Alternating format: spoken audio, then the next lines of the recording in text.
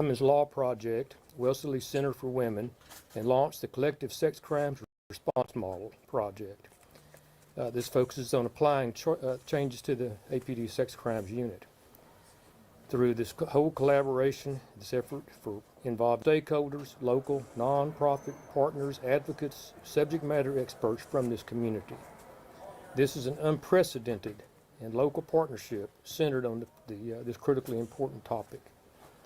While we cannot remove or undo the harm that survivors and their families have endured, we can commit, along with APD leadership with me here today, to continue focusing on making absolutely certain that these types of errors that happened in the past never happen again. And with that, we're doing everything as a police department, as a city, and as a community to protect and support survivors of sexual abuse. I'd like to have Chief Henderson please come up and make comments. Chief. Thank you. Thank you all for being here. We truly appreciate it. Thank you. I would like to echo Interim Assistant City Manager Mills' comments.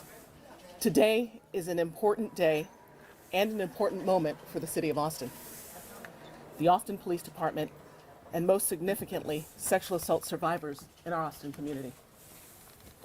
To all the survivors in our Austin community, I would like to apologize for how your cases were mishandled, and to the hurt and re-victimization that you have endured as a result of these missteps. I also must thank you for your courage and for your persistence to improve outcomes for all survivors. Thank you.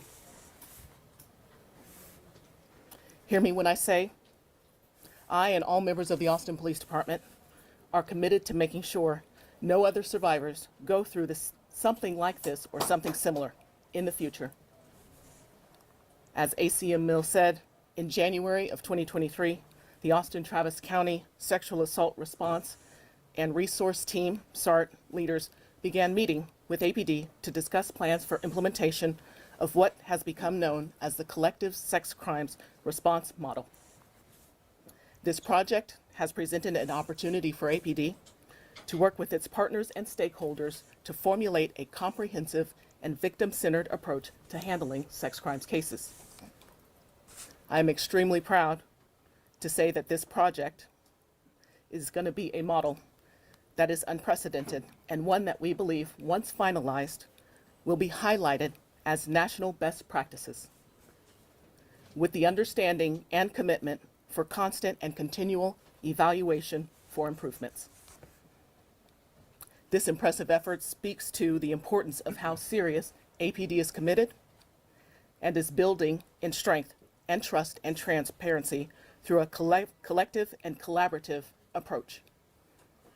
But please know the work is not done. I'll now invite up Lieutenant Lalou. Thank you, Chief.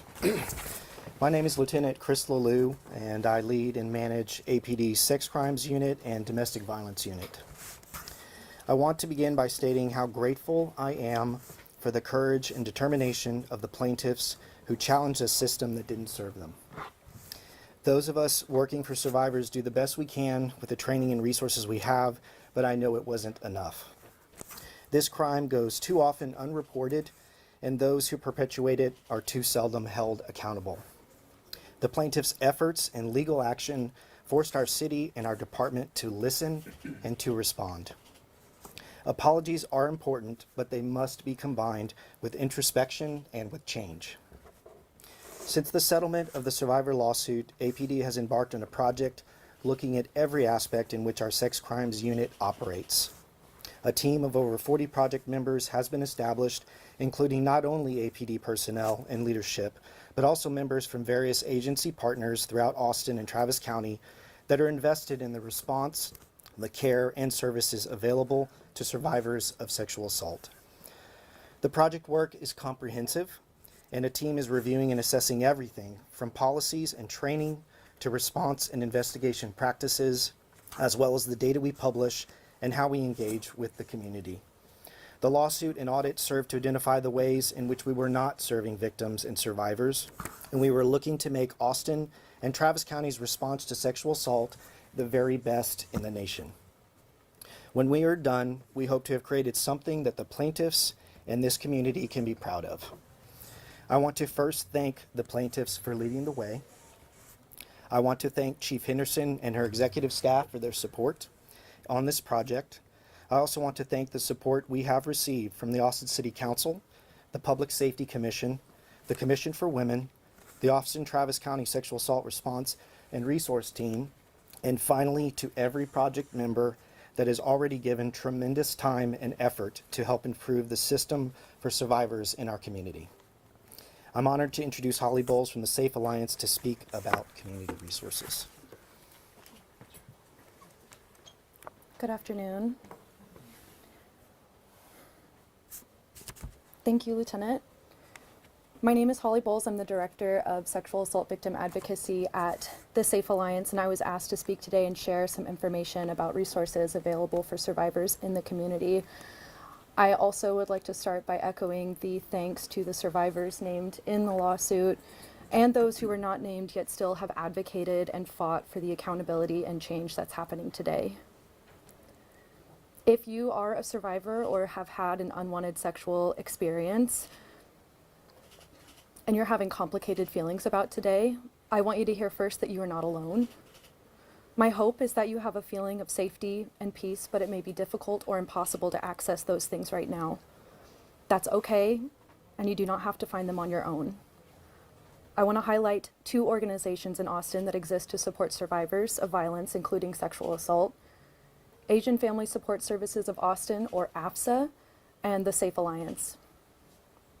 Advocates at each of these organizations are available to speak confidentially, to listen, to hold space for hurt and anger, and to connect you with ongoing support, including counseling services, legal services, peer support, and more. While AFSA serves all survivors, they specialize in supporting immigrant survivors and their communities.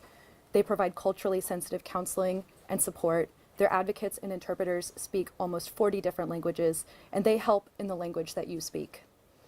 You can contact AFSA's confidential hotline any day or time at 877-281-8371.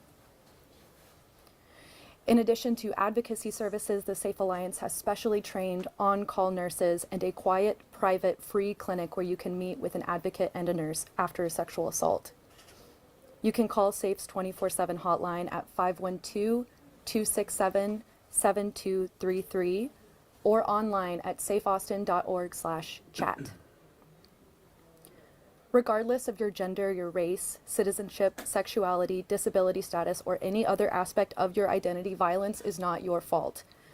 If you have had an unwanted sexual experience or if you're not sure what happened, advocates are available to help you through the process and discuss your options. If you're not ready to speak with police, that's okay. You get to decide if and when reporting is right for you. Adults in Texas can have DNA evidence collected and preserved without talking to law enforcement for up to 5 days after the incident. If you just want to make sure your body is okay and you don't want to have evidence collected, you can still receive free medical care with nurses at the Safe Alliance. Justice looks different for everyone, and we're here to support you regardless. I'll share those hotline numbers again. You can call Asian Family Support Services of Austin at 877-281-8371. And you can connect with a sexual assault nurse examiner or an advocate at the Safe Alliance at 512-267-7233 or at safeaustin.org/chat. Thank you. Thank you, Holly. We are available to answer any questions that you may have. I have a question from CBS Austin. This apology comes just a few days after some survivors expressed, concern, frustration, disappointment about, one of them used the word betrayal, about the city seeking to reappoint a department leader who oversaw the department when they went through this trauma. So this is probably a question for the city, because I understand many police department policies and procedures have changed, but how do you ensure survivors that the perspective of the city has changed? I just want to speak as far as project management. We are absolutely committed to, we've been through challenges. They've been in group work and funding, and whatever challenge we've come across, we've worked through together. collaboratively, which is crucial to us, that we're involved with all the project members and come to decisions collectively and that we agree upon them. I'm not going to speak directly to that development, and yes, correct, I'll defer to city managers and the chief. But I want to say that we are, the leadership within APD and then the leadership we brought on from community members and survivors, we are committed to the success and completion of this project. And I refuse for it to be derailed by any development or appointments. I would anticipate and hope that anyone coming on would be prepared to, meet with us and to learn from us about how important this work is. So I just mention it not just at large and in general, to any development, any appointment, because this project work is going to go on until it's done, and we anticipate it's going to be at least another year and probably the better part of 2 years. And so in that time, we've talked about and prepared for changes that can affect, so we anticipate anything that might affect the project, and we actually would deal with anything that might jeopardize that. But what you're speaking to is that the opinions and feelings and thoughts of the survivors in the community, to me, in my project work, are critical and essential in the work I do as a police officer. Good afternoon. You can't see it on screen, but we have, I think, 8 council members, and we have County Attorney Garza and Congressman Kassar and former council member Jimmy Flanagan here. In answer to your question, this is how we ensure that we don't go back, is that the council stands firm and committed to making this change. We set out on this path. We have worked diligently over years, and we are not going to let these women who so bravely stood up and told their stories over and over down. We're not going to let the other people in our community who might experience violence down. We are going to create a model system that provides justice and healing. Thank you.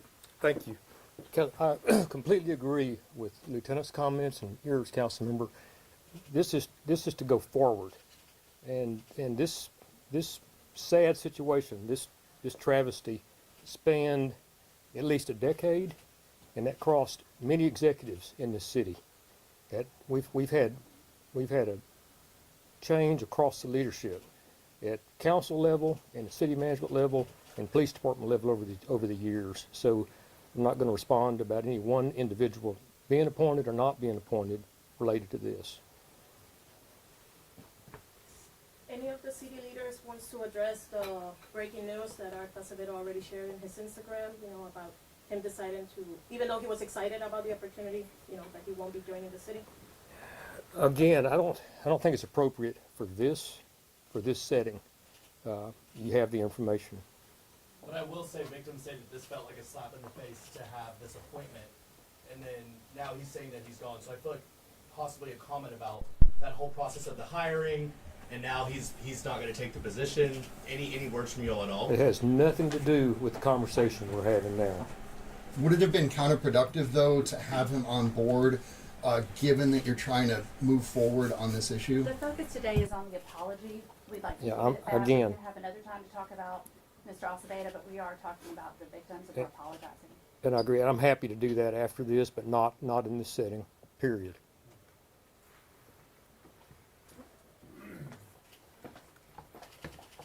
Any other questions about the work being done for the chief or Lieutenant Leloup? Thank you, everyone. Thank you all. Thanks for